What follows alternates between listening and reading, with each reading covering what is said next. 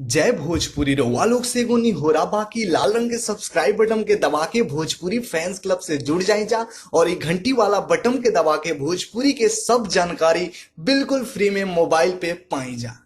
नमस्कार दोस्तों, आप सभी लोगों का स्वागत है हमारा आज का एक और नया वीडियो में। दोस्तों आज के इस वीडियो में हम बात करेंगे भोजपुरी के काफी अच्छे और चर्चित गायक प्रमोद प्रेमी यादव के कार के बारे में, या कौन से कार से चलते हैं और उसकी क्या प्राइस है, आज इस वीडियो में जानेंगे। तो लास्ट तक बने रहिएगा और चैनल पे नए हैं तो सब्सक्राइब करके बेल वाले आइकन कॉल पे सिलेक्ट कर लीजिएगा। चलिए दोस्तों वीडियो को स्टार्ट करते हैं। दोस्तों अगर पहले बात किया जाए प्रमोद प्रेमी यादव के बारे में, तो भोजपुरी इंडस्ट्री के काफी अच्छे गायक और काफी चर्चित गायक, और इनका भोजपुरी में काफी ज्यादा गाना बजता है, काफी ज्यादा सुपर डुपर हिट गाना दे चुके हैं भोजपुरी इंडस्ट्री में प्रमोद प्रेमी यादव।